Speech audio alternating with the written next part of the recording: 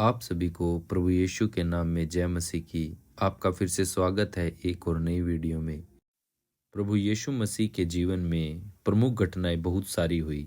वो प्रमुख घटनाएं क्या थी, आइए हम देखते हैं।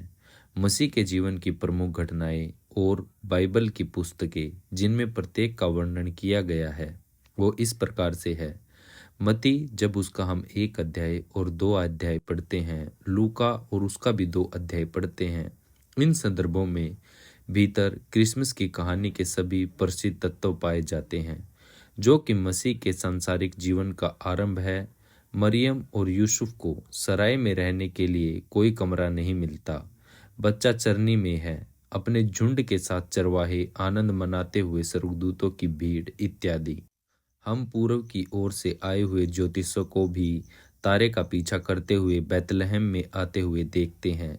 और ये लोग शिशु यीशु के लिए भेंट लेकर आते हैं और यूसुफ, मरियम और यीशु के मिस्र में भागने और इसके पश्चात नासरत में लौटने के वर्णन को पाते हैं।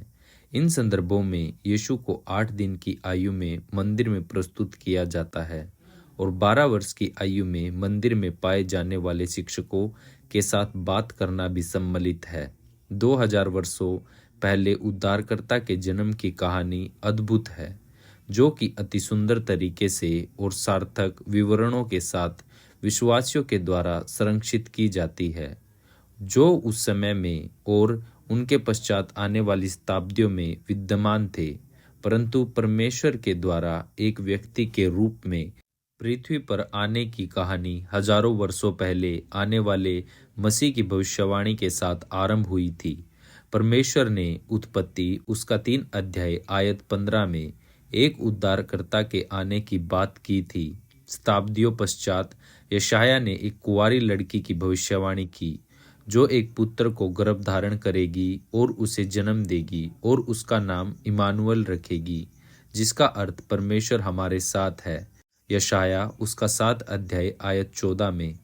मसीह के जीवन की प्रमुख घटनाओं में से एक चरनी में पाए जाने वाले 7 विनम्र आरंभ है, जब परमेश्वर हमारे साथ रहने के लिए आया, अपने लोगों का उद्धार करने और हमें हमारे पापों से बचाने के लिए जन्म लेता है। बपतिस्मा मती उसका 3 अध्याय आयत 13 से 17 में, मरकुस उसका 1 अध्याय उसका 9 से 11 में, लूका उसका 3 अध्याय 21 से 23 आयत में। यरदन नदी में बपतिस्मा देने वाला यूहन्ना के द्वारा प्रभु यीशु मसीह का बपतिस्मा हुआ और यूहन्ना का बपतिस्मा मन फिराव का था। और यद्यपि यीशु को इस तरह के बपतिस्मे को लेने की कोई आवश्यकता नहीं थी, तथापि उसने पापियों के साथ स्वयं की पहचान के लिए इसे दिए जाने की सहमति दी। वास्तव में जब यूहन्ना ने यह कहते हुए यीशु को रोकना चाहा कि उसे यीशु के हाथों से बपतिस्मा लेना चाहिए, तब यीशु ने दृढ़ता के साथ उसी ही से बपतिस्मा देने के लिए कहा। यीशु ने कहा कि सब धार्मिकता को पूरा करना उचित है, इसलिए यूहन्ना ने वैसा ही किया जैसा अनुरोध किया गया था। मती उसका 3 अध्याय आयत 13 से 15 में।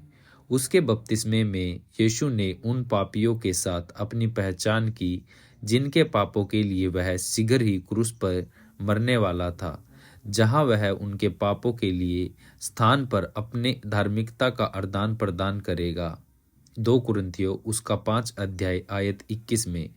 मसीह का बपतिस्मा उसकी मृत्यु और पुनरुत्थान का प्रतीक था, जो कि मसीह विश्वासी बपतिस्मा की प्रतिछाया और विशेषता है, और सार्वजनिक रूप से मसीह की पहचान का उन लोगों के साथ होना है जिनके लिए वह मरेगा।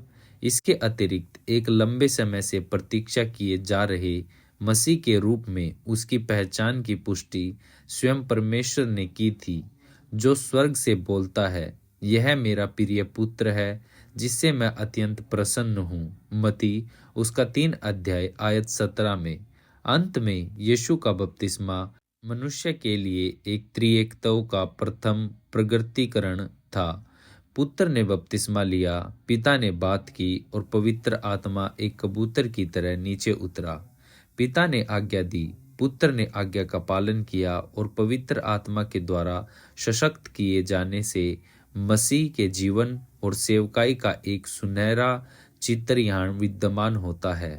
पहला आश्चर्य कर्म, यूहन्ना उसका 2 अध्याय आयत 1 से 11 में यह कहना सही है कि यूहन्ना का सुसमाचार ही एकमात्र ऐसा सुसमाचार है जो यीशु के पहले आश्चर्य कर्म को लिपिबद्ध करता है। यीशु के जीवन के बारे में यूहन्ना का वृत्तांत मसीह के ईश्वरत्व को प्रकट करने का विषय और उद्देश्य है। यह घटना जहां यीशु पानी को दाखरस में परिवर्तित करता है, वह पृथ्वी के तत्वों के ऊपर उसकी ईश्वरीय सामर्थ को दिखाती है। वही सामर्थ जो चंगाई के आश्चर्य कर्मों और हवा और समुद्र जैसे तत्वों के ऊपर उसके नियंत्रण में पुनः प्रकट होगी। यूहन्ना हमें आगे बताता है कि इस पहले आश्चर्य कर्म के 2 परिणाम निकले थे।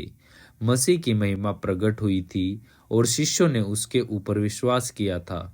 यूहन्ना उसका 2 अध्याय आयत 11 में मसीह का ईश्वरत्व महिमामय स्वभाव उसके मानवीय स्वरूप में छिपा हुआ था, परंतु इस आश्चर्य कर्म जैसे उदाहरणों में उसका वास्तविक स्वभाव प्रकट हो गया और उन सबों के ऊपर प्रकट हो गया जिनके पास देखने की आंखें थी। मती उसका 13 अध्याय आयत 16 में शिष्यों ने सदैव यीशु के ऊपर विश्वास किया, परंतु आश्चर्य कर्मों ने उनके विश्वास को दृढ़ करने और उनको आने वाले कठिन समय के लिए तैयार करने में सहायता दी। पहाड़ी उपदेश, मती उसका 5 अध्याय आयत 1 से 7 में और 29 में संभवतः यीशु के द्वारा उसके शिष्यों को उसकी सार्वजनिक सेवकाई के आरंभ में दिया। यह सबसे अधिक प्रसिद्ध उपदेश था। कई स्मरण रखने वाले वाक्यांश जिन्हें आज हम जानते हैं इसी उपदेश से आए थे, जिसमें धन्य है वे जो नरम है, क्योंकि वे पृथ्वी के अधिकारी होंगे। पृथ्वी का नमक, आँख के बदले आँख, शोषण के फूल, मांगो तो तुम्हें दिया जाएगा, और भेड़ के भेष में भेड़िए के साथ ही अतिरिक्त मिल जाने की, दूसरे गाल को फेरना की, और बाएं हाथ को यह नहीं पता कि दाहिना हाथ क्या कर रहा है की धारणाएं भी पाई जाती है। साथ ही पहाड़ी उपदेश में प्रभु की प्रार्थना भी मिलती है। सबसे महत्वपूर्ण बात यद्यपि यह है कि पहाड़ी उपदेश ने फरीसियों और उनके धर्म की कार्य आधारिता धार्मिकता को नष्ट करने वाला झटका दिया। आत्मा की व्यवस्था न कि इसके शब्दों की व्याख्या करने के द्वारा यीशु ने ऐसा कोई संदेह नहीं छोड़ा कि रीति विधियों का पालन किए जाने से किसी को उद्धार का लाभ प्राप्त होता है, और सच्चाई तो यह है कि व्यवस्था की शर्तों को पूरा करना असंभव है। वह उद्धार के लिए सच्चे विश्वास और एक चेतावनी के साथ इस धर्मोपदेश को समाप्त करता है और कहता है कि उद्धार का मार्ग संकीर्ण है और थोड़े ही इसमें प्रवेश को पाते हैं। यीशु उन लोगों की तुलना करता है जो उसके वचन को सुनते हैं और उन्हें भवन निर्माण करने वालों के रूप में बुद्धिमानी से व्यवहार में लाते हैं, जो अपने घरों का निर्माण ठोस नींव के ऊपर करते हैं। इसलिए जब तूफान आते हैं तो उनका घर इनका सामना कर सकता है। आप सभी को जय मसीह की। आप हमारे साथ जुड़े रहिए। मिलेंगे फिर से एक नई वीडियो में। आप अपनी प्रेयर रिक्वेस्ट कमेंट बॉक्स में भेज सकते हैं। आमीन।